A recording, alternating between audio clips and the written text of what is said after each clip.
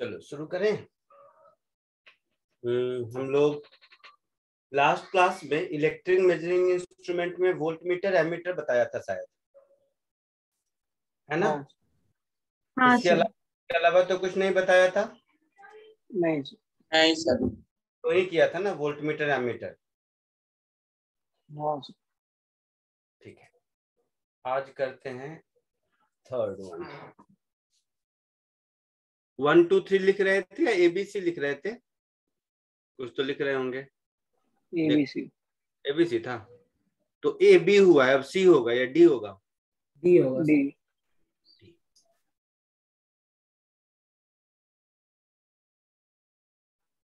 D. Metre bridge नाम सुना है? हाँ सर। क्या होता है? सर बस इक्वेशन बताए क्या होता है बोलिए।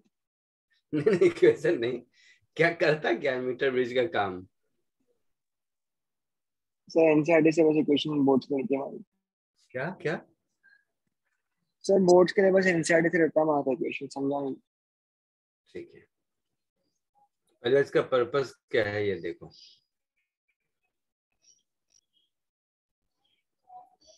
To find unknown resistance, to find value of unknown resistance। ठीक है, जैसे मान लो रोड पे तुमको कोई एक रेजिस्टेंस गिरा हुआ मिला, तुम्हें उसकी वैल्यू नहीं पता है, तो वो हम लोग मीटर ब्रिज से पता कर सकते हैं। आई बात समझ में? Yes sir. आवाज आ रही है? बीच में बताते रहना, मैं श्योर नहीं हूँ आज आवाज को लेकर। सर अच्छे से ही आ रही है आवाज तो अभी तक। हाँ सर। ये मोबाइल की हॉटस्पॉट से चल रहा है और यूजुअली नहीं, मतलब हमेशा जियो फाइबर रहता है। इसका वर्किंग प्रिंसिपल है व्हीटस्टोन ब्रिज। एकदम चिंदी है, कोई रटने की जरूरत नहीं है, बोर्ड के लिए जो रटा है उसकी भी जरूरत नहीं है। मैं तुम्हें जस्ट समझाता हूँ कैसे।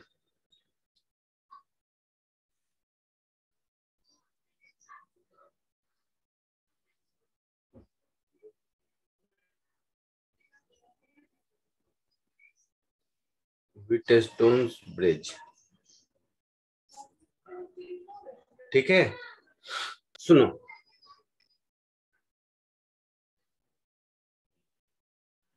जैसा मैंने कहा कि अननोन रेजिस्टेंस पता करता है। कैसे पता करता है देखते हैं। खुद से डायग्राम बनाओ या टेप दो, कहीं का टेप बताओ, कौन मेहनत करना कोई टैलेंट नहीं है। देखना ध्यान से जो मैं कह रहा हूँ, खाली सुनते रहना, कुछ एक वर्ड याद करने की जरूरत नहीं है। इक्वेशन देखो, ये डराने के लिए इतना लिखा हुआ है सब, इतना कुछ भी नहीं है। मैं अगर ड्रॉ करता, बुक से नहीं डालता तो बहुत छोटा ड्रॉ करता। मैं ही वाला ड्रॉ कर दूं क्या, अपना वाला? हाँ सर चलो। इतना मेहनत की जरूरत नहीं, बहुत देखने में कॉम्प्लिकेट कर देता है ये सब। चलो मैं ही ड्रॉ कर देता हूँ, केवल टाइम बचाने के लिए कर रहा था और कुछ नहीं। ऐसे समझो, पहली बात, नाम क्या है? 1 मीटर ब्रिज है नाम। तो ये जो लेंथ है ये है 1 मीटर का। कोई कॉपर वायर या कोई भी वायर है, ठीक है, इसका लेंथ है 1 मीटर। बट यही प्रॉब्लम के लिए मैं एल लिख देता हूँ, बट वैसे मीटर ब्रिज वर्ड है मतलब 1 मीटर ही होगा, ठीक है। अब क्या होता है इसमें,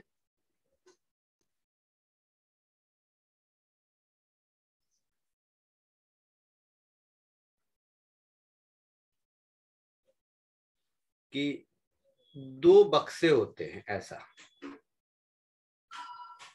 एक ये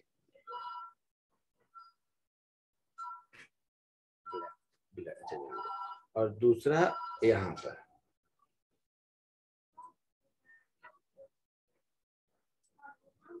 ये जो दो बक्से हैं,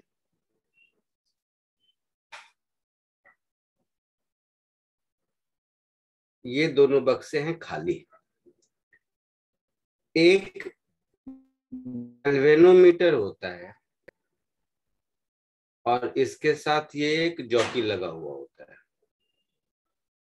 ठीक है। हाँ यस। अब क्या करो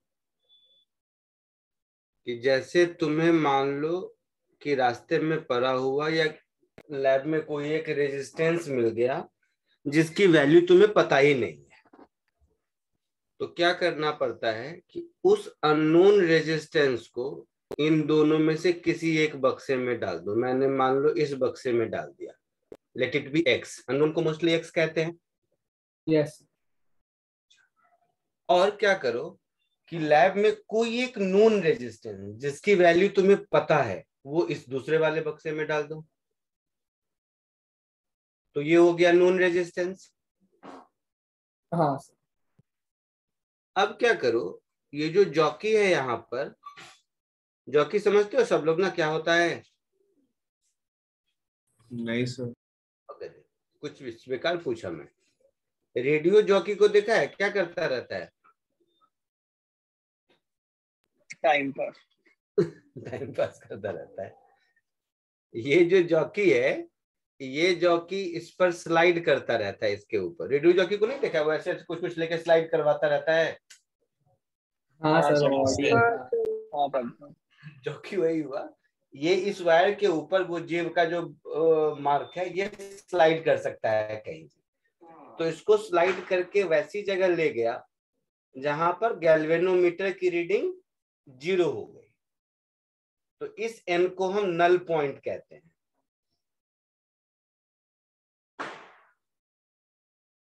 क्लियर है? हाँ सर।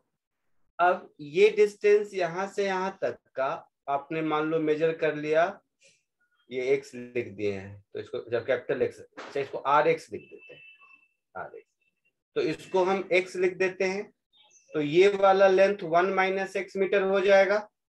यस। अब कॉमन सेंस से सोचो कि अगर इस गैल्वेनोमीटर में डिफ्लेक्शन 0 है, इसका मतलब है ये चारों मिला के व्हीटस्टोन ब्रिज बैलेंस्ड है। यस। हाँ सर। का मतलब है resistance of unknown resistance upon X is equal to resistance of known, value of known resistance upon 1 minus X. हाँ अननोन रेजिस्टेंस की वैल्यू मिल गई। अब ये मीटर स्केल पर केवल रीडिंग ही तो चेक करना है। समझे मेरी बात? यस।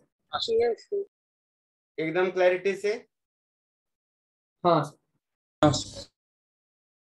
सो आर एक्स अननोन रेजिस्टेंस,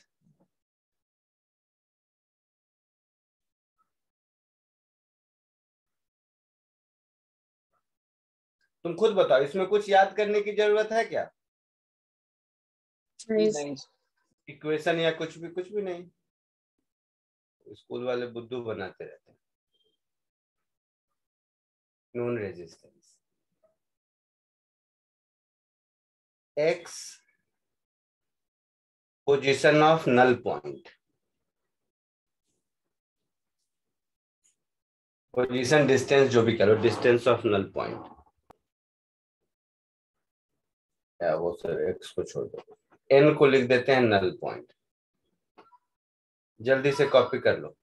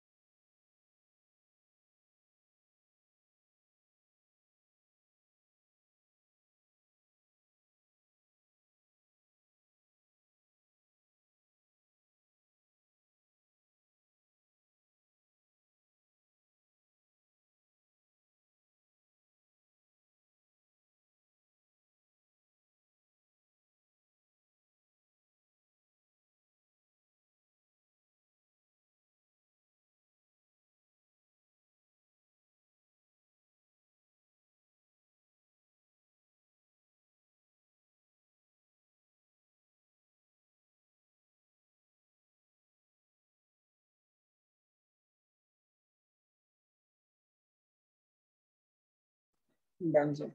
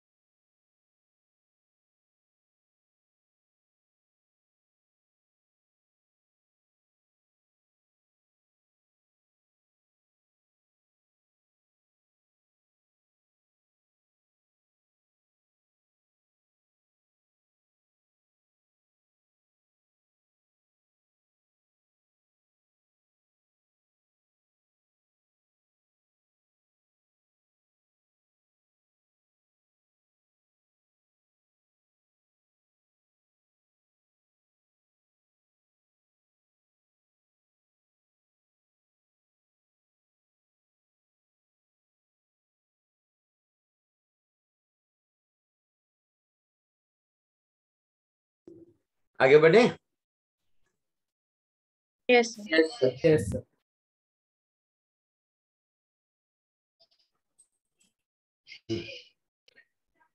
एक दूसरा ABCDE, एक है पोटेंशियोमीटर।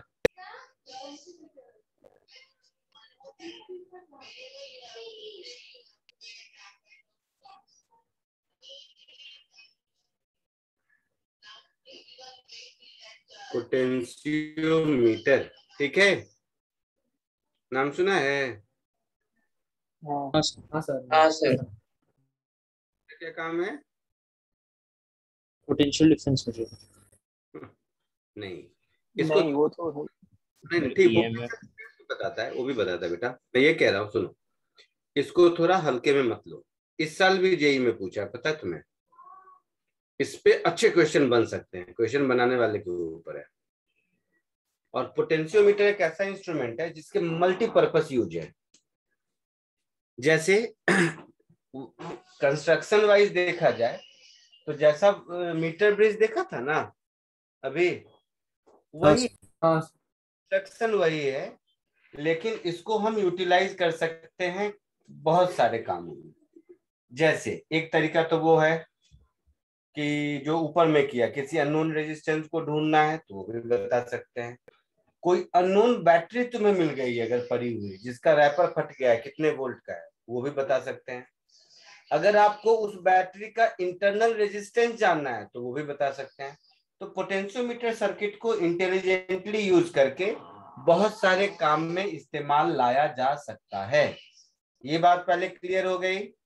यस Yes, लाइक वो बाकी इंस्ट्रूमेंट के जैसा ये सिंगल यूज का कहानी नहीं है, इसमें बहुत कुछ इसको काम में लाया जा सकता है, ठीक है।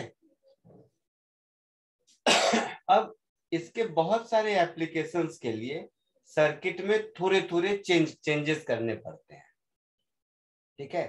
तो पोटेंशियोमीटर का एप्लीकेशन अलग अलग तरह से देखते हैं।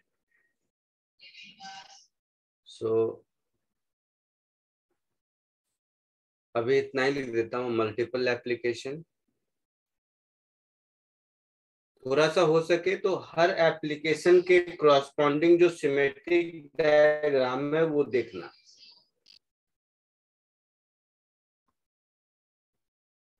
फर्स्ट एप्लीकेशन,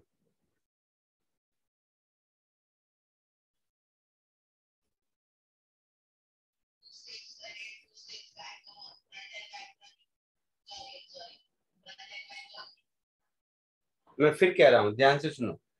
बुक एनसीईआरटी वाली बुक देखोगे ना, मैं कोई भी बुक, मतलब मोस्टली मैंने एग्जैक्टली देख के मैंने नहीं बोला, कोई भी बुक देखोगे तो बुक में क्या रहेगा, एक एप्लीकेशन स्टैंडर्ड वर्ड में दिया रहता है, to compare EMF of two से। वर्ड सबको to compare EMF of two cell. तो कोई मीनिंग नहीं है ईएमएफ ऑफ सेल कंपेयर करने का। रादर हम ऐसा कहें कि to find EMF of unknown cell, मतलब कंपेयर दो सेल को कर लो, तो उस दो में से एक को, जैसे मान लो E1/E2 का वैल्यू 10 आया, तो कोई एक नोन है तो दूसरा अननोन पता चल गया ना। पता चलता है। हाँ, तो क्या है कि ये बुक में से बुद्धू बनाने का तरीका है, लिखा रहेगा application 1 comparing two cell, application 2 finding EMF of unknown cell, ऐसा कुछ।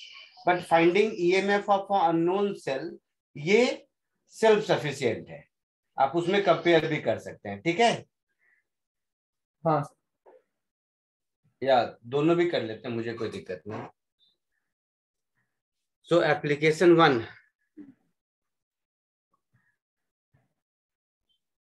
for finding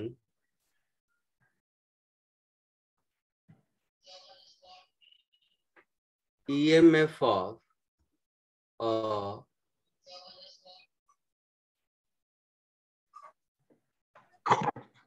unknown cell, ठीक है।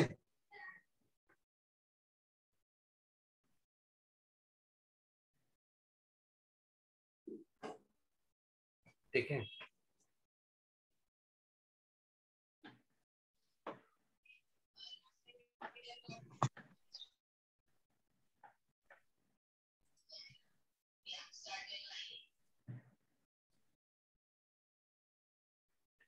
डायग्राम समझो।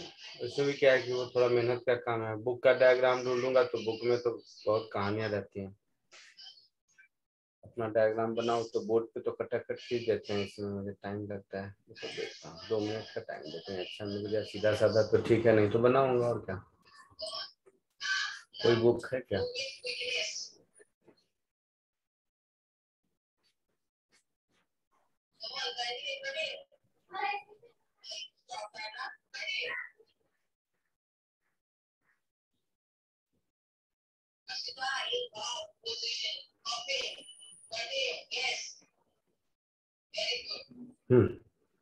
एक मिला रुको, एक सेकेंड और रुको, एक मिला और ठीक मिला। हाँ ठीक है, एक मिला और ठीक मिला, काम चलेगा इससे। देखो इधर,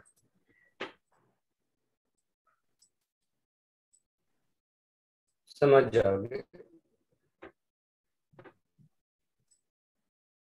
सुनिएगा ध्यान से।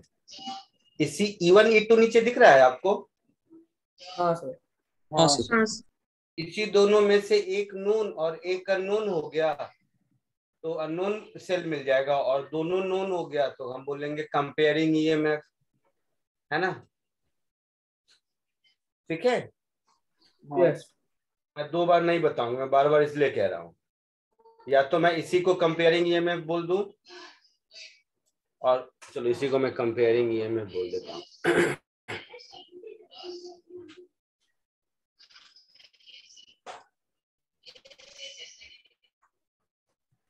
comparing EMFs of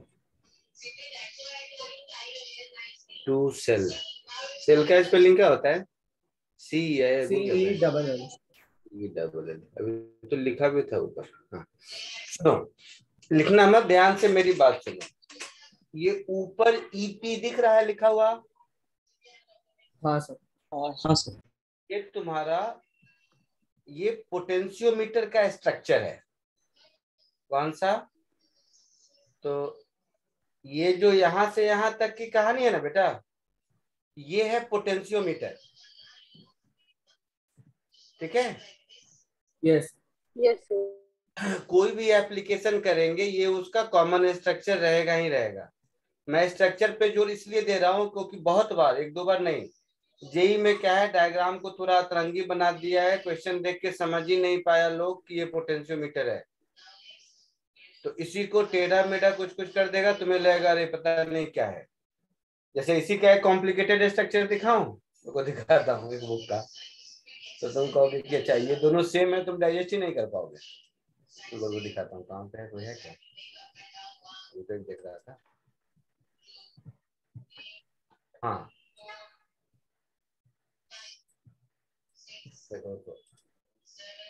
जस्ट ऐसे 2 सेकंड के लिए डाल रहा हूँ। ये डायग्राम दिख रहा है? हाँ सर। दोनों सेम है, पता है तुम्हें लेकिन ये बताऊंगा ना, ये तो समझना मुश्किल हो जाएगा। भाई ये 200 300 100 क्या लिखा है कोई मीनिंग नहीं है इसका, वो कॉम्प्लिकेट करने के लिए। बट हाँ, फंडामेंटल पता रहेगा तब कॉम्प्लिकेटेड डायग्राम को भी आप देख पाएंगे, और नहीं तो एक बार एनसीईआरटी का डायग्राम खोल के देखो, डर लग जाएगा। हाँ सर, उसमें एंडेड वाला ही है। हाँ कि हाँ सर। कौन सा बड़ा मेहनत वाला काम है, इसीलिए वो सब नहीं, सिंपल वे में समझते हैं। तो ये जो ईपी लिखा हुआ है ना, ये जो ब्लू के अंदर है, ये है एक्चुअल पोटेंशियोमीटर का सेटअप। तो पोटेंशियोमीटर के सेटअप में एक AB लेंथ आता है कॉपर वायर, ठीक है, यस एक सर। एमीटर आता है, एक पोटेंशियोमीटर में नोन बैटरी होती है फिक्स्ड वाली, ठीक है,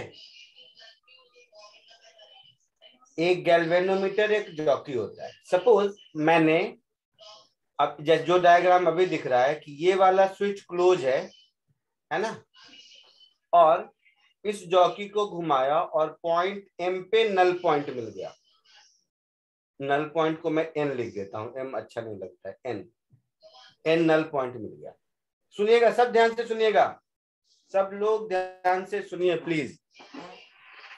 जैसे ही N पर नल पॉइंट मिल गया, इसका क्या मतलब है कि इस पार्ट से कोई करंट जा ही नहीं रहा है हाँ सर। है ना, इस पार्ट में नो करंट, पक्का? यस सर पक्का। यस। इस सर्किट का जो करंट है वो ऐसे जा रहा है, और आई एमीटर की रीडिंग आई मुझे मिल गई, ठीक है। तो मैं हाँ अपने इस मैथमेटिक्स से आई को क्या लिखूंगा, E upon resistance of potentiometer plus वो RH वारएच जो भी आ जाए, मतलब AB वायर का लेंथ जो भी है, और कुछ भी नहीं तो I is known, as simple as this. I is known, ammeter बता देगा, हाँ सर। एमीटर I बता देगा ना। हाँ सर। यस। प्रॉब्लम में दिया रहे कैलकुलेट करना होगा, बट ये एक्सपेरिमेंटल सेटअप में I देख लोगे आप। तो इस I को कैसे करेंगे, क्वेश्चन में दिया रहेगा, तो EP upon total resistance of potentiometer plus वो जो भी RH वारएच ऊपर जितना भी रहेगा सबको कर देंगे। सो moral of the story is this is known, ठीक है। हाँ सर। अब देखो, अगर यहां से कोई करंट नहीं है, मतलब E1 की value exactly potential difference between A and N है, न कम न ज्यादा, गुड। है ना। हाँ sir. Chicken biryani. Chicken biryani कौन खा रहा है? या ऐसी बढ़िया बढ़िया बातें करेगा, मैं पढ़ा नहीं पाऊंगा, मेरा मन नहीं लगेगा। एनीवे, तो ये समझ आया, potential difference between A and A will be E1, हाँ या ना? हाँ सर। हाँ सर। Yes sir. हाँ sir. Potential difference between A and क्या होगा, I into resistance corresponding to A in length. Yes. हाँ सर। So I resistance क्या होगा, X सर कुछ सुना नहीं सर, हाँ रिपीट सर, करेंगे? आवाज ठीक से नहीं आ रही थी। मैंने कहा resistance corresponding to A in length into I, ये होगा potential difference between A and N। हाँ हाँ सर। हाँ sir. Resistance corresponding to A in length क्या होगा, X upon total length, total length potentiometer का मान लो L है, पूरे AB का लेंथ मान लो L है, दिया रहेगा, तो X upon total length multiplied by total resistance of potentiometer wire. हाँ सर। जो यहाँ पर आर लिखा था मैंने, हाँ सर। है ना। तो एक्सपेरिमेंट में एक्स मुझे मिल जाएगा, यहाँ से एक्स की रीडिंग मिल गई, एमीटर से आई की रीडिंग मिल गई, तो अननोन रेजिस्टेंस E1 मिल गया, है ना। सुनिएगा, एक बात और ध्यान से सुनिएगा। तो E1 में मान लो ये रीडिंग आ गया X1। इस एक्सपेरिमेंट को दोबारा किया, repeat.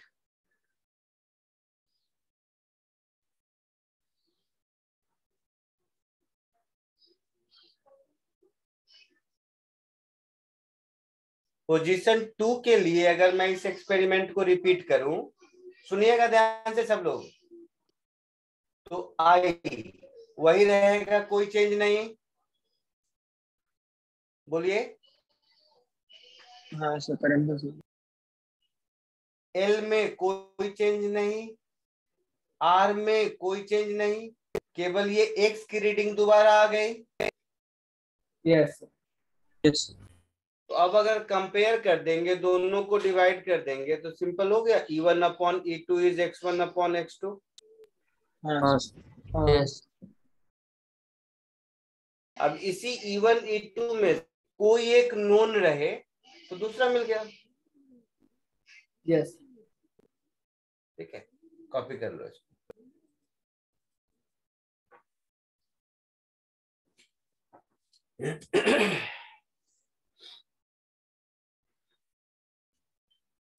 EMF of two cell नहीं, टू सेल्स होता है।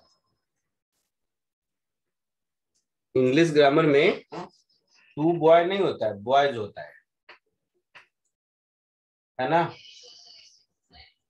हाँ जबकि संस्कृत पढ़े हो तुम लोग? नहीं सर। हाँ सर एक सर, वर्ड पढ़ा था। हाँ सर पढ़ी है। संस्कृत में ऐसा, संस्कृत में 3 वचन होता है, बालका, बालकौ, बालका, हाँ सर है ना। हाँ सर। और जो इंग्लिश ग्रामर है उसमें 2 होते हैं, बॉय बॉयज, इधर सिंगुलर और प्लूरल। द्विवचन वाला कॉन्सेप्ट इंग्लिश में नहीं है। लेकिन मैं तो जर्मनी में रहा था, पता भी था, जर्मन लैंग्वेज जो है ना, उसका ग्रामर मैच करता है संस्कृत से। वहां पर द्विवचन है, समझ रहे हो? हाँ सर। हाँ सर। कोई बात नहीं, चलो तुम लोगों को मैं बातें करने लगूंगा तो बातों में लग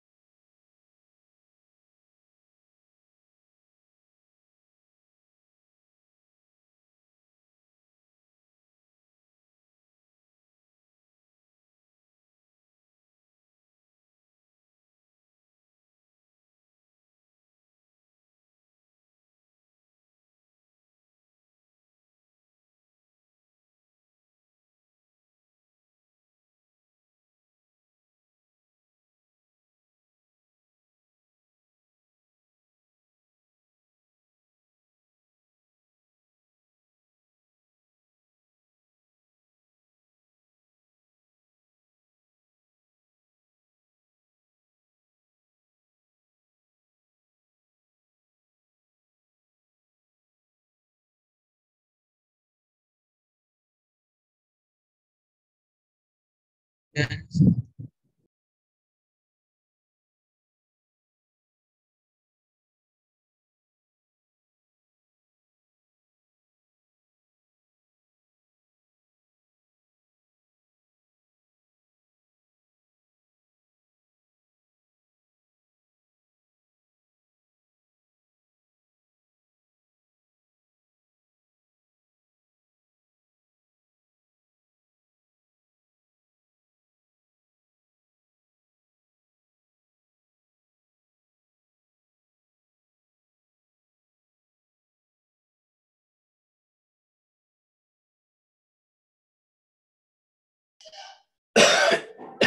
आगे बढ़ूं?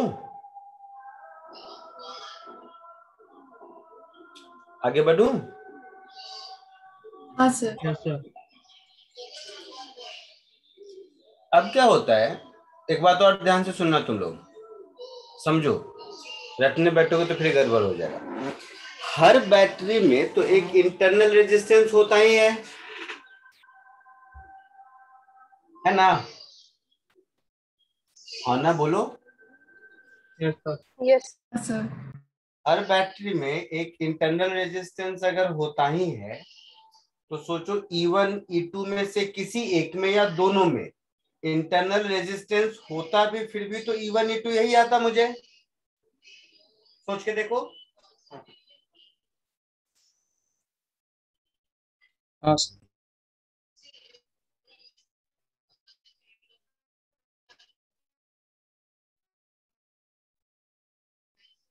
है ना? हाँ या ना? E1 E2 के साथ इंटरनल रेजिस्टेंस भी मैच होता, मतलब रहता, तो भी हमारे E1 E2 की रीडिंग में कोई फर्क नहीं पड़ता। हाँ सर। मतलब ध्यान से देखा जाए तो बैटरी का कंप्लीट इंफॉर्मेशन हमें मिला नहीं है। ईएमएफ तो मिल गया है, बैटरी का इंटरनल रेजिस्टेंस नहीं मिला है। ठीक है? So next application is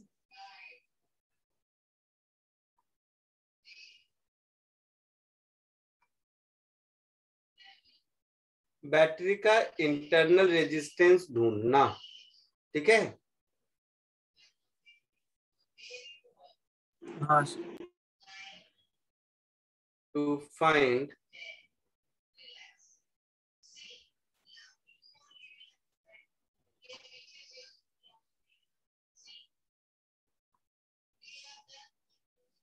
internal resistance of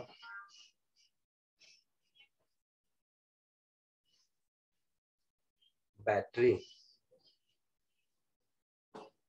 battery नहीं सेल, बैटरी में तो बहुत सारे अच्छा वर्ड सेल रहता है, हालांकि बैटरी भी बोल दो कोई प्रॉब्लम नहीं। अब देखो, ये जो ऊपर वाला डायग्राम था इसी में थोड़ा सा मॉडिफिकेशन करते हैं। मॉडिफिकेशन कैसा? तो ऐसा,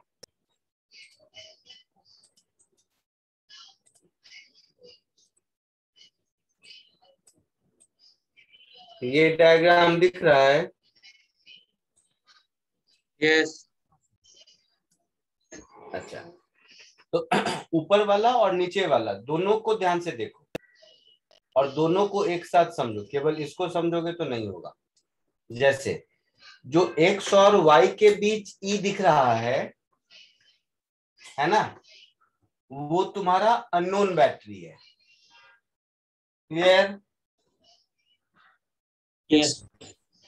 उस अननोन बैटरी का ई तुमने ऊपर से कहीं निकाल लिया है, या यहाँ पर एप्लीकेशन 2 में हम ये अज्यूम करके चलते हैं कि ई तुम्हें मालूम है और केवल इंटरनल रेजिस्टेंस निकालना है। ठीक है? हाँ सर। Yes. और नहीं तो दोनों भी कर सकते हैं, कोई दिक्कत नहीं है। 2 बार एक्सपेरिमेंट रिपीट करना पड़ेगा और कुछ नहीं। जैसे इसी से अगर सीखना चाहें, इसी से, तो देखो स्टेप बाय स्टेप, एक ही बार में समझ लोगे। Step 1, switch S open. ठीक है? तो स्विच एस ओपन कर दिया। ठीक है? स्विच एस ओपन कर दिया तो नल पॉइंट पर ई मिल जाएगा। ये तो प्रीवियस वाला एक्सपेरिमेंट ही हो गया ना। यस। हाँ सर। तो प्रीवियस वाला एक्सपेरिमेंट से मुझे ई मिल गया। ई क्या मिल गया? तो वहां जो भी आया था, क्या आया था भाई? x by l, I x by l r whatever. So I into x upon l into r. तो ये e मुझे पता चल गया। ठीक है, तो मैं इसको नोन कह देता हूं, है ना। हाँ सर। स्टेप 2, मतलब इस प्रोसेस में मुझे केवल स्टेप 2 सिखाना है, 1 सिखाना नहीं था। तो 1 वाला ऊपर से आया, समझ रहे हो ना? ऐसा नहीं घर हाँ जाके अकेले नोट करोगे तो अगर सर कहाँ से लिख दिए, नोन तो कुछ है नहीं। तो नोन मतलब नोन फ्रॉम एप्लीकेशन 1। अब देखो, अब मैं इस स्विच एस को क्लोज कर दिया और इस जॉकी को घुमा रहा हूं। अगेन इसमें कोई करंट नहीं है,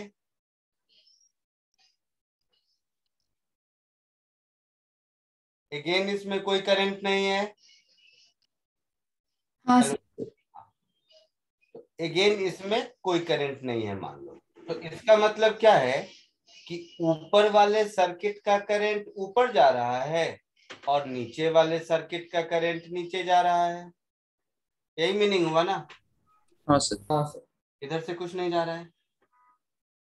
तो ये अगर मीनिंग हो गया तो इस करंट को प्राइमरी सर्किट का करंट I1 कह देते हैं, इस करंट को सेकेंडरी सर्किट का करंट I2 कह देते हैं। तो ये I1 और ये वाला I तो सेम है, इसको कोई चेंज नहीं होने वाला है नीचे जो कि इधर उधर करने से। बोलो बोलो। हाँ सर। तो ऐसा कर देता हूँ, ऊपर वाले को I और नीचे वाले को छोटा I लिख देता हूँ। तो ये जो बड़ा वाला I है इसमें तो कोई फर्क नहीं पड़ेगा ना, तो एमीटर में रीडिंग होगी जो जैसा पहले किया था। तो अब मैं ऐसा लिखूंगा कि E minus small I into R is equal to potential difference between A N. M मत लिखो, एम से मुझे पता नहीं, ए एन ऐसा लिखेंगे, N for non null point ऐसा लिखेंगे। This is nothing but I into, इस डायग्राम के हिसाब से L1 upon L into R. हाँ सर।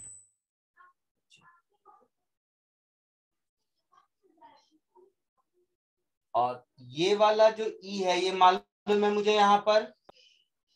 यस। तो स्मॉल आर मिल जाएगा, समझे आप मेरी बात? हाँ सर समझा। E minus I into L1 upon L into R divided by small I। अब स्मॉल I क्या होगा? तो L1 upon L into are, ये जो स्मॉल I है, अच्छा एक चीज और, ये E अपॉन ऐसा कुछ capital R plus small r ऐसा कुछ। हाँ सर। यहाँ की एमीटर की रीडिंग हो जाएगी वो, अब इसको मैं बहुत ज्यादा ये करने की जरूरत नहीं है। ठीक है, समझ गए ना मेरी बात? हाँ सर। हाँ सर। इसका कोई मतलब ये नहीं है, फॉर्मूला नहीं है, बुक में दे देता है बट कोई फॉर्मूला नहीं है मेरे हिसाब से। ठीक है, तो इससे आपको इंटरनल रेजिस्टेंस मिल जाएगा। इसके अलावा प्रॉब्लम सॉल्विंग में आपको कुछ रैंडम सा सिनेरियो भी दे सकता है। 2 बैटरी लगा दिया, 3 लगा दिया, बट सबका फंडामेंटल यही है। ठीक है, तो ये एप्लीकेशन 2 एक बार कॉपी कर लीजिए और इस गैल्वेनोमीटर, सॉरी ये जो भी है पोटेंशियोमीटर के क्वेश्चंस मैं करना चाहूंगा, अभी हम लोग करेंगे और इस पर एक असाइनमेंट भी दूंगा मेजरिंग इंस्ट्रूमेंट पे केवल। चैप्टर मेरी तरफ से खत्म। सर एप्लीकेशन 2 में आर वो पोटेंशियोमीटर वायर का जिसमें था ना? हाँ, कैपिटल आर पोटेंशियोमीटर का। ठीक है, सब लोग सुनेगा। मैंने क्या नहीं पढ़ाया, मैं क्लैरिटी से कहता हूँ। तो वो जहां देखते हो ना EMF of grouping of EMF, किसी ने खोला होगा, वो मैंने नहीं पढ़ाया। नहीं पढ़ाने का रीजन ये है कि उसके जितने एडवांटेज नहीं है प्रॉब्लम सॉल्विंग में, उससे ज्यादा डिसएडवांटेज है। क्योंकि उसके जो इक्वेशंस है उसमें बहुत रिस्ट्रिक्शन है कि सबका आर सेम होना चाहिए, सबका ही, और वो कहीं प्रॉब्लम सॉल्विंग में मुझे आज तक काम नहीं आया। लेकिन बोर्ड वाला पूछेगा तो वो आप लोग खुद देख लीजिएगा। समझ गए? हाँ सर, वो खुद से कर। अब प्रॉब्लम आप सॉल्व जितना करवा लो, तुम इधर देखो उधर देखो, जो बुक करना है देखोगे, कभी उसकी जरूरत नहीं होगी।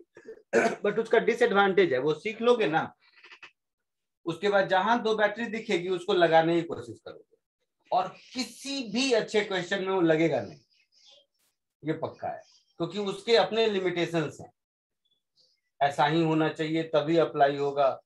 तो बोर्ड के क्वेश्चन में लग जाएगा, बाकी कहीं उसका यूज नहीं है। ठीक है, चलिए इसको कॉपी कर लीजिए।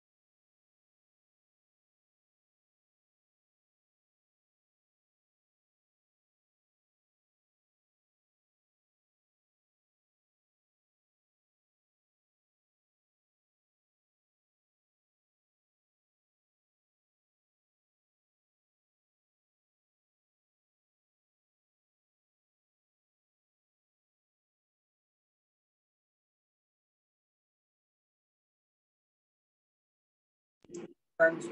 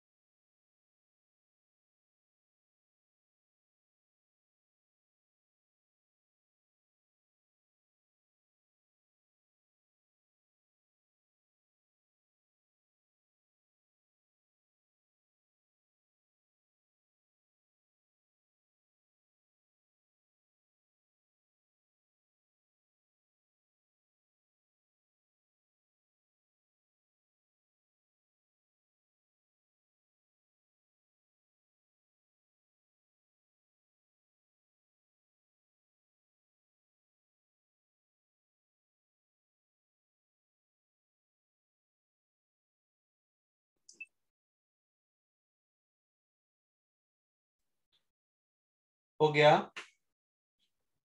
Sorry. Yes.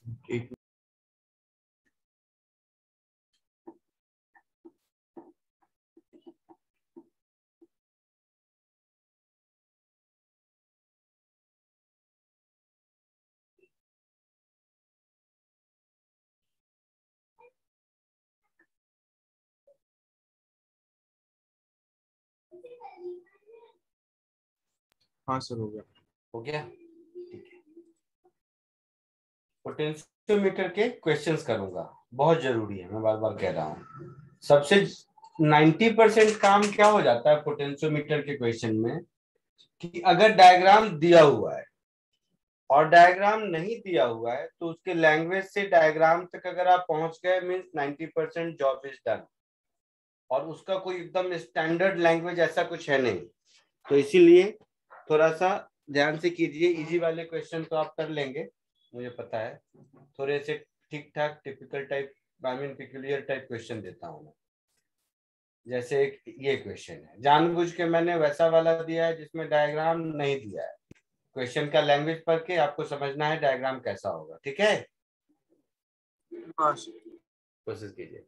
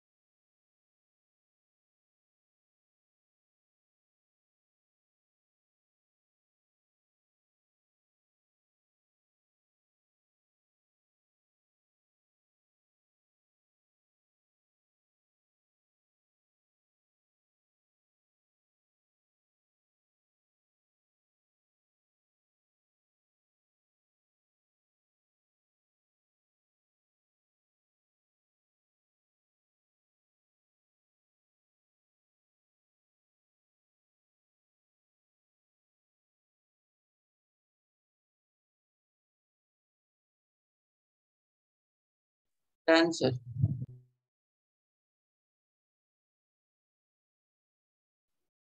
क्या आंसर आया? 790 ohm. और कोई? 800 ohm. 790 बोला किसी ने बेटा? हाँ सर 790. करेक्ट है। सबका हो गया? बताओ या ट्राई कर रहे हो कोई?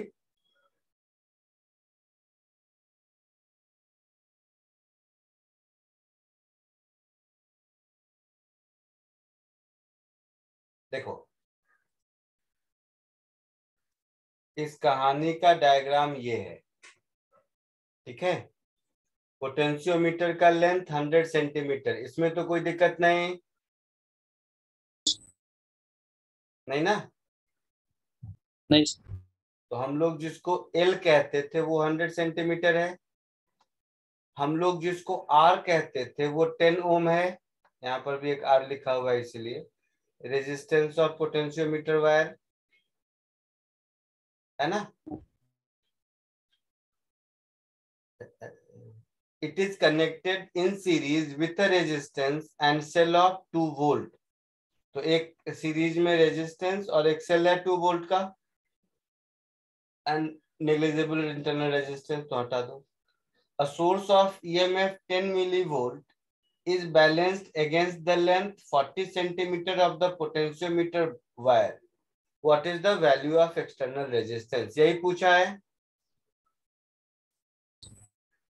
ठीक है।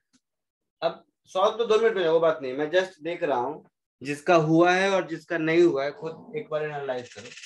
जिसका हुआ है वो बताओ बेटा, यही डायग्राम बनाया था? हाँ वैसे ही ऐसा ही था. अच्छा, अगर ऐसे ही बताया था तो मुझे एक्सप्लेन करो कि बैटरी वाला 2 वोल्ट का नेगेटिव टर्मिनल और 10 मिली वोल्ट वाले का नेगेटिव टर्मिनल आपने क्या सोच के एक ही साइड बनाया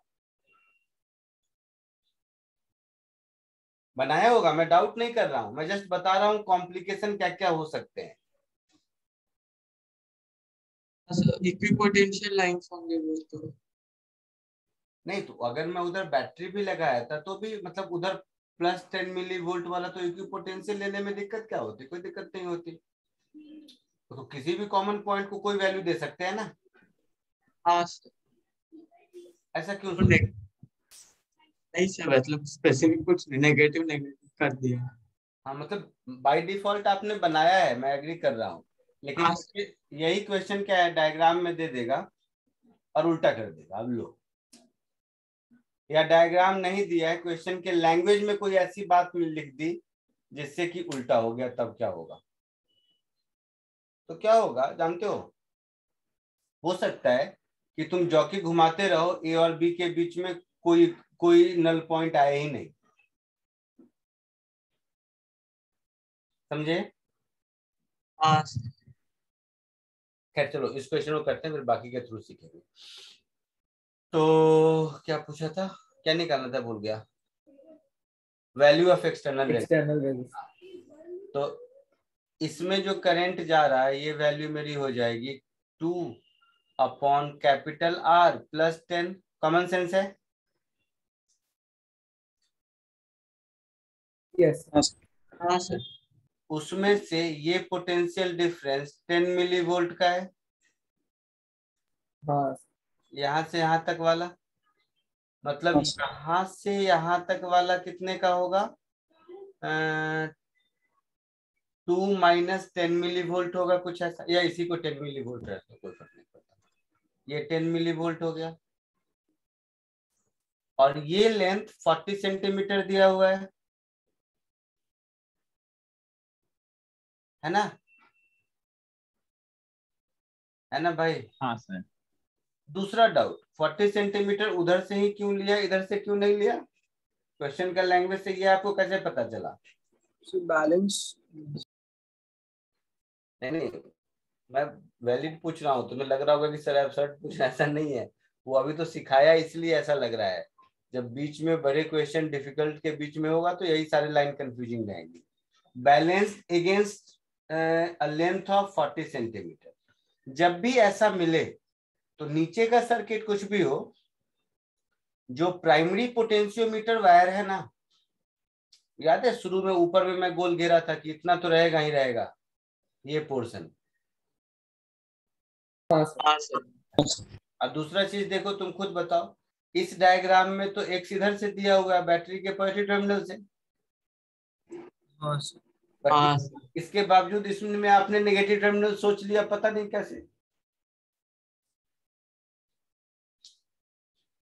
ये सब होता है कंफ्यूजन, मानो मेरी बात.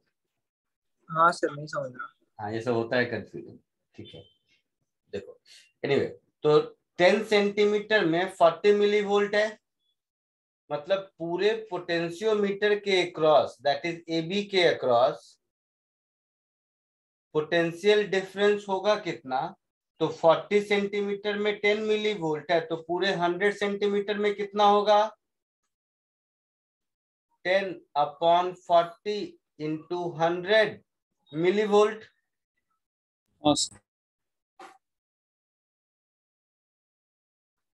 मतलब 25 मिली वोल्ट. सर 250. और ये होगा कितना? तो 2 माइनस I इंटू R, है ना, इज 25 मिली वोल्ट. बोलिए, AB के क्रॉस पोटेंशियल डिफरेंस ये होगा ना बेटा? हाँ sir, 2 minus. That is 2 minus I है मेरा 2/R plus 10. This is equal to 25 into 10 minus 3.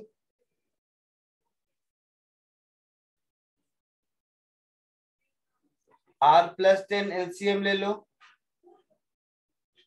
तो 2R plus 20 minus 2 is 25 into 10 raised to minus 3.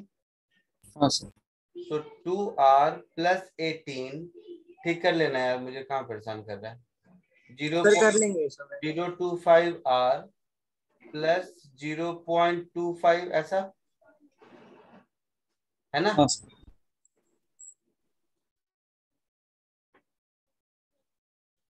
तो 2 माइनस 0.025 करेंगे तो कितना होगा? 1.975 हाँ सर.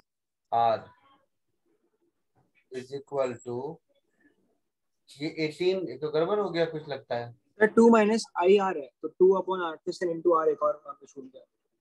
क्या छूट गया? सर I के साथ R मल्टीप्लाई है. अच्छा, यहाँ पर एक R भी है ना? R है तो 2R 2R कैंसिल हो जाएगा. तो ये 2R होगा ऐसा. हाँ सर. तो ये 2R गया, तो ये 18 है ही नहीं, यहाँ 20 है. हाँ, ये सब होता है मुझसे, इसलिए मैंने कहा ये सब खुद किया करो, मुझसे नहीं होता है.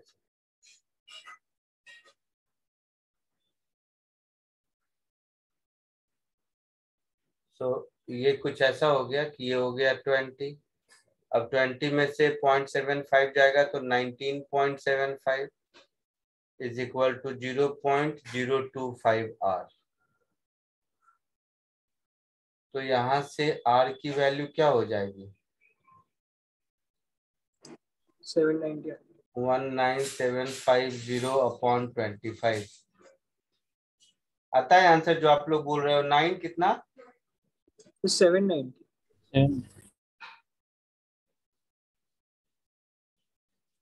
क्या बोल रहे हो? 9? सर 790. अच्छा, 790 तो आता है इससे 790. हाँ सर.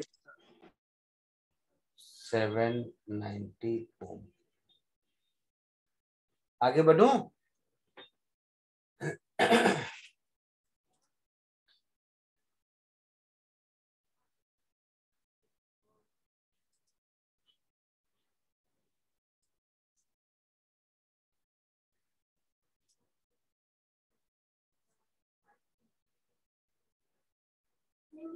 आगे बढ़ूं?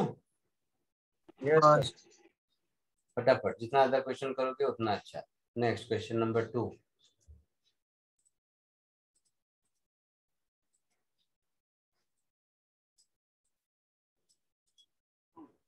वो मीटर ब्रिज वो सब मैं नहीं करा रहा, खुद कर लेना वो सब।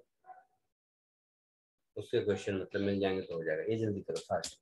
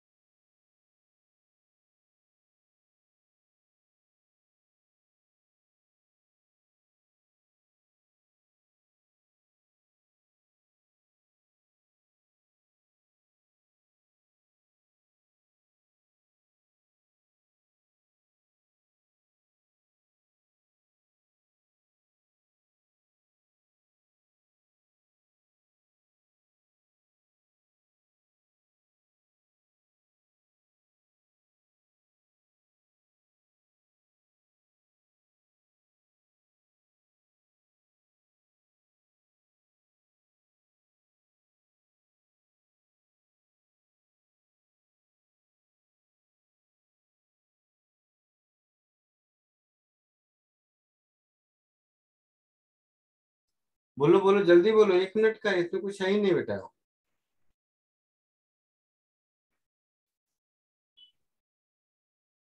बोलिए। 37.5 सेंटीमीटर।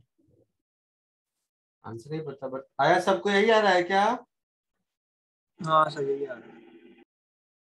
तो सही होगा, इसमें क्या है।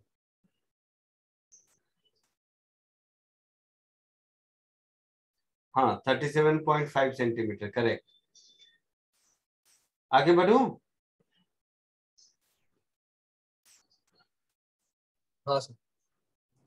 हाँ सर वही आया, 3/8 आया। तो नहीं बताता हूँ, ठीक है, आगे बढ़ जाते हैं। या कोई ऐसा है जिसको लग रहा है बताने की जरूरत है?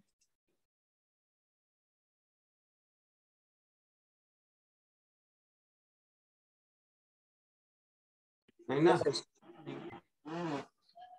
सो नेक्स्ट, ये भी सिमिलर है, प्रैक्टिस के लिए दिया हूँ, इसमें बताने की जरूरत मेरे हिसाब से नहीं होनी चाहिए क्योंकि डायग्राम दिया हुआ है।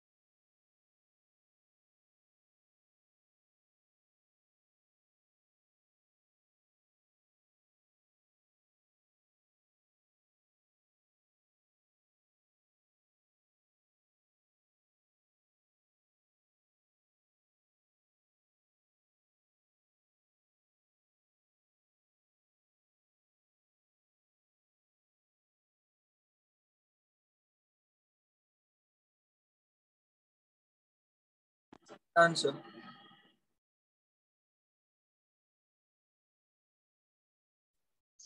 क्या आया बताओ, ए बी दोनों हो गया, थर्ड का 320 सेंटीमीटर आ रहा है। सॉरी हाँ सर 320 सेंटीमीटर 320 सेंटीमीटर। अच्छा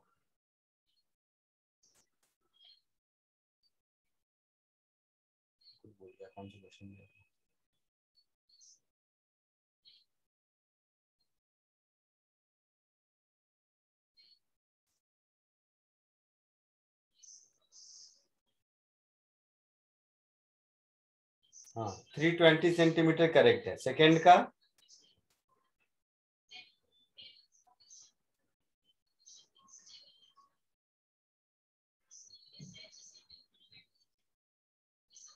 आंसर लिखते चलता हूँ। ए का आंसर करेक्ट है 320 सेंटीमीटर।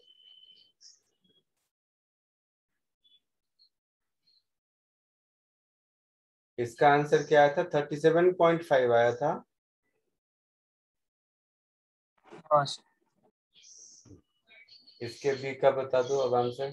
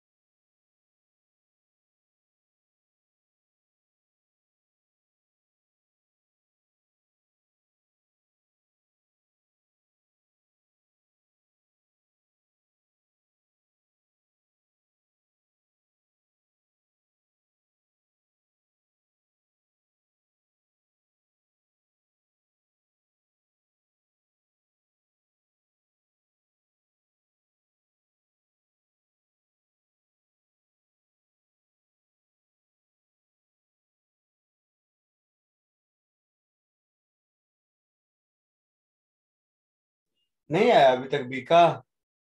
सॉल्व कर दूं?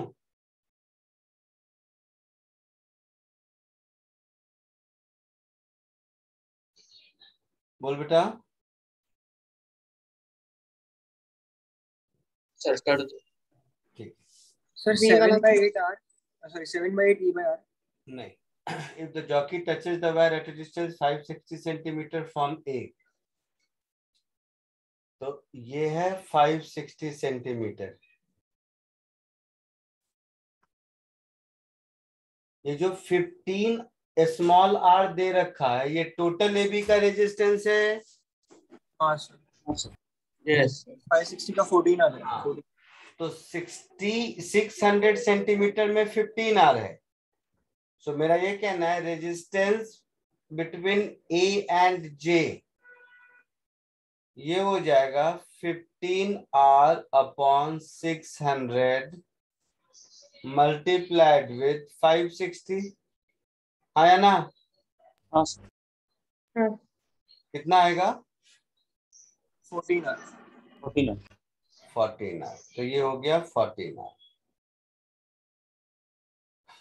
तो अब क्या पूछा है, जॉकी से कितना करंट जा रहा है, यही पूछा है ना। तो क्या कर लो बी पार्ट में ऐसे, यहां से करंट आई आया, कैपिटल आई आया मान लो। तो इस आई में से आई माइनस आई वन इधर गया और आई वन इधर गया, तो यही आई वन मुझे ढूंढना है ना। हाँ सर। तो ऊपर वाले लूप में लूप रूल लगाओगे तो E minus 14R into I minus I one होगा, बोलिए। हाँ सर। Yes, sir. Minus I into R, total 15R में से ये 14R है, तो ये R बच गया जे टू बी, हाँ सर। हाँ सर। हाँ, plus I R, this is equal to 0। ये वाला आई आर समझ रहे हो ना। सर माइनस ही होगा ना वो भी, तो उसी हाँ माइनस होगा, सॉरी। हाँ सर माइनस। हाँ minus I R, this is equal to 0। हाँ सर। तो ई माइनस 14 15 16 कर देता हूँ एक ही बार में।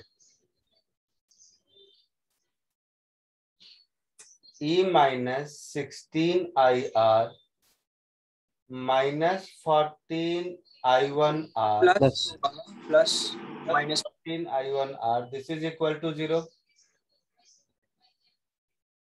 है ऐसा। हाँ, sir.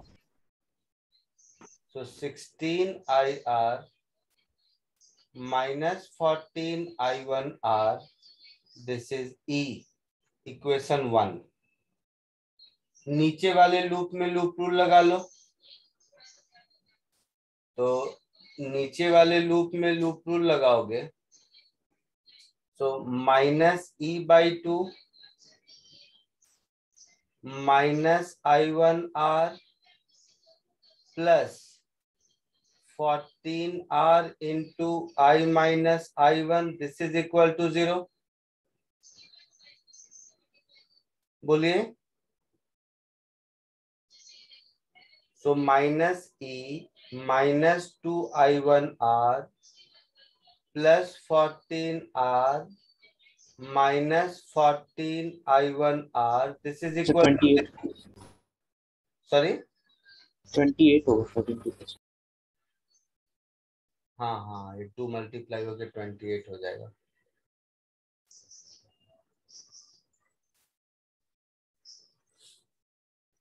ये भी 28 और ये भी 28, ठीक है। So 28IR minus 30I1R, this is E, दूसरा इक्वेशन। हाँ सर। मुझे I1 चाहिए, है ना।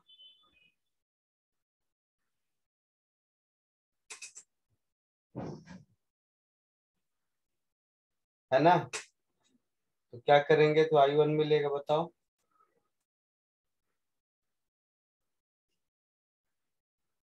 कितने से क्या मल्टीप्लाई करके ऐड करूं।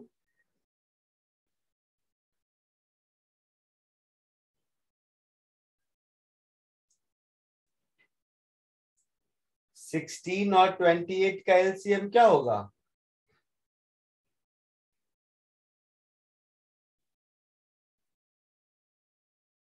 सर उससे अच्छा तो ई को इक्वेट करके आई और आई वन में निकाल के फिर आई को सब्स्टिट्यूट कर 3E/22 बार आता है। I1 कितना आता है ये बता दो। 3E/22 बार।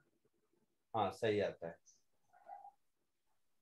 कर लोगे सॉल्व ना, इसको मुझे करने की जरूरत हाँ नहीं सर, है। वो इक्वेट करके I1 में रेशो और निकाल। ये तो सॉल्व कर ले। लिख लो किसी को लिखना हो तो।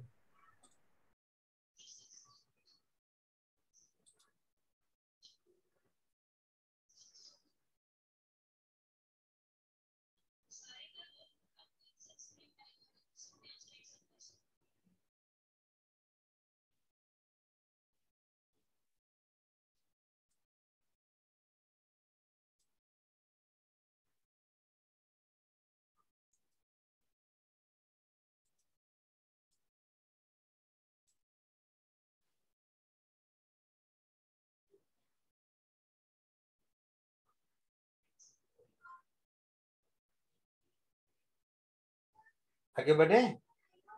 हाँ सर।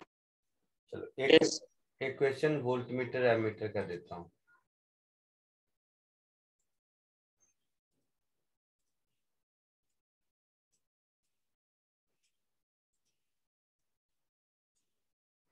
कोशिश करो।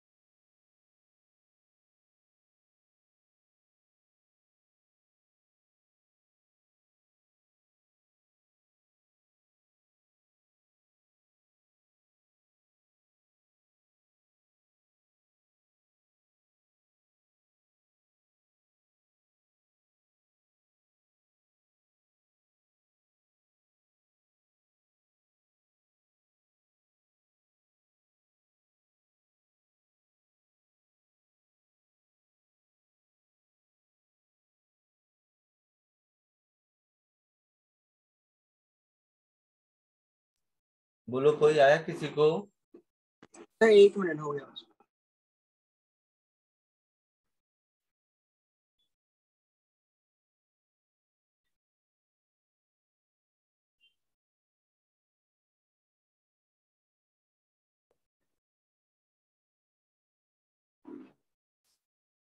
सिंपल है।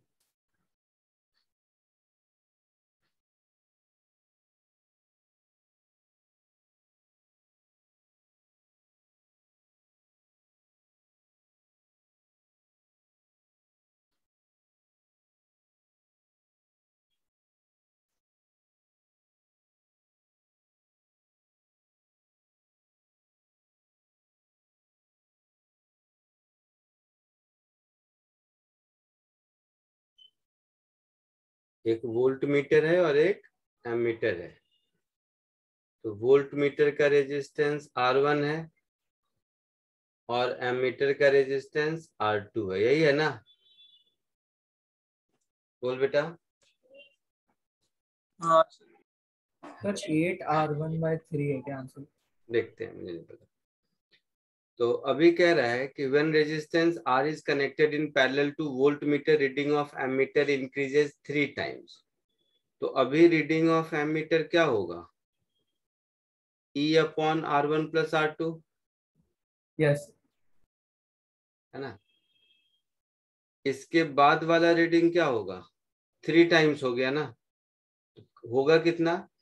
तो E/, इसमें क्या किया, पैरेलल टू वोल्टमीटर एक R लगा दिया, मतलब ऐसा।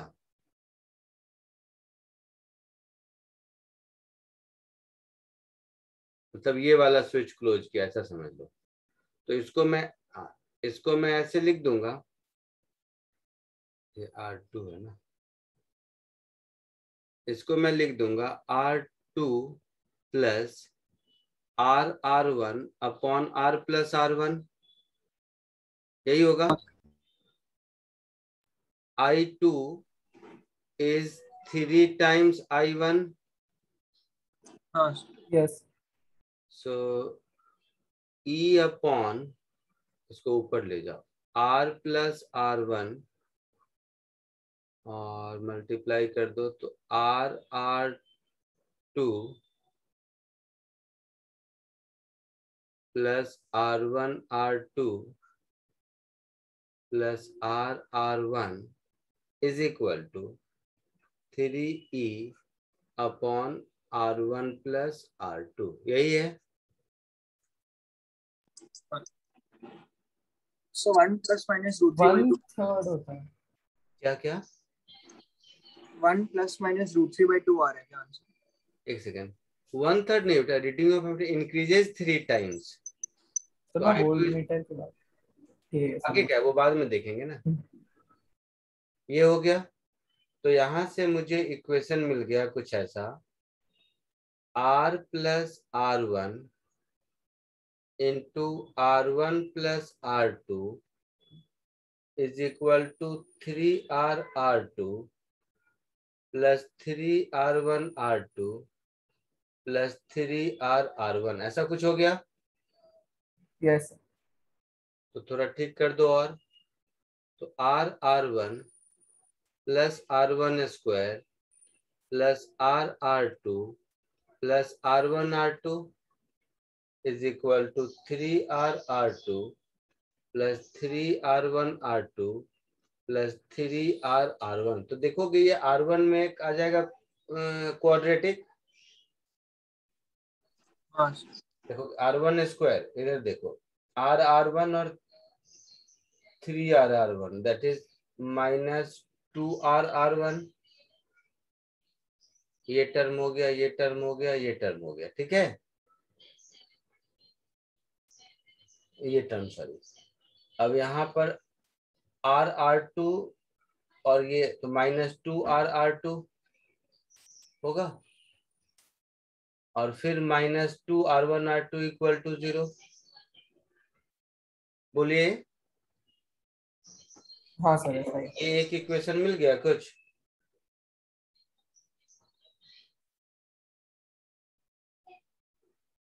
तो R1² - R1, तो ये हो गया R plus R2 minus 2R2, this is equal to 0। ये एक इक्वेशन हो गया।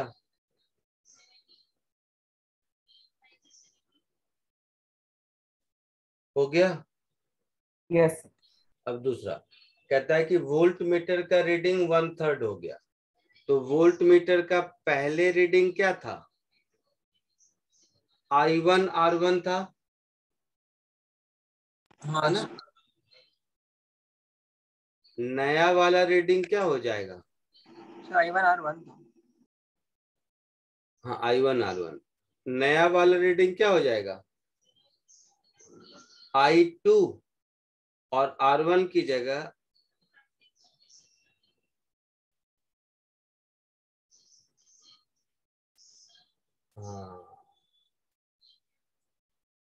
या मैं इसको से कहता हूं E माइनस IR, नहीं उससे भी नहीं होगा।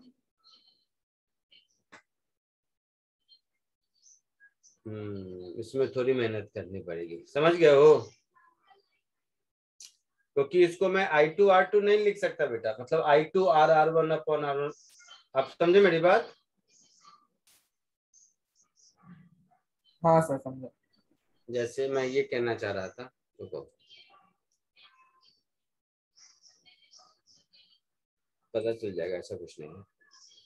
तो V2 मेरा हो जाएगा, जो करंट I2 है उस I2 में से कितना करंट R1 में जाएगा? समझे मेरी बात?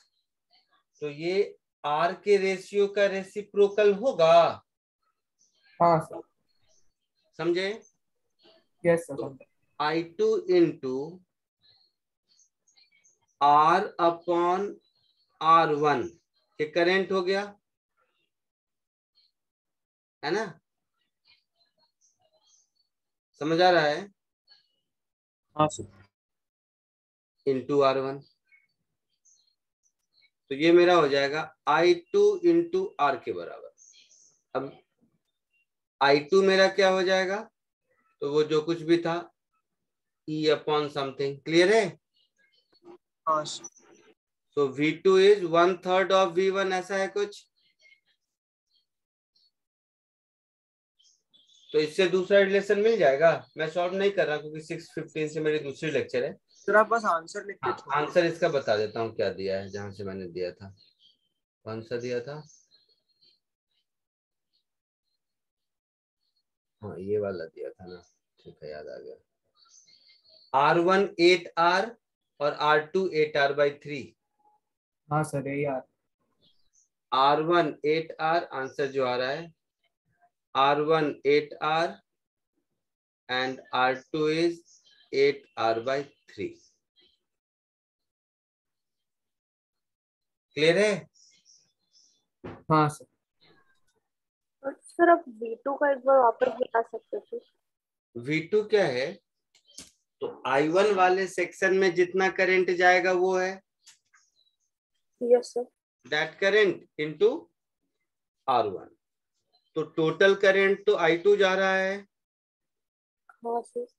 वो I2 करंट R1 और R में डिवाइड होगा। Yes sir. तो वो करंट R और R1 में डिवाइड क्या होगा? उसके रेसिप्रोकल के रेशियो में। Yes sir. बट फिर भी एक बार चेक कर लेना, मैं श्योर नहीं हूँ ये क्या होगा। एक बार तुम लोग चेक कर, मैं नहीं लिखता हूँ, सब निकाल सकते हैं, मैं ये कह रहा हूँ। डायग्राम में मैं जस्ट बना के छोड़ देता हूँ, कोई एक्सप्रेशन एग्जैक्टली मैं श्योर नहीं हूँ ये मैच होगा, पहले ही बता देता हूँ। मैं जस्ट ये कह रहा था, मैं ये कह रहा था कि यहां से जो करंट गया I2, सही लिखा था वैसे, इस I2 में से कुछ पोर्शन इधर जाएगा, let it be I2 dash, ठीक है, और जो बच गया वो इधर जाएगा। तो I2 डैश इंटू R1 ऐसा समझ लो, ठीक है? यस।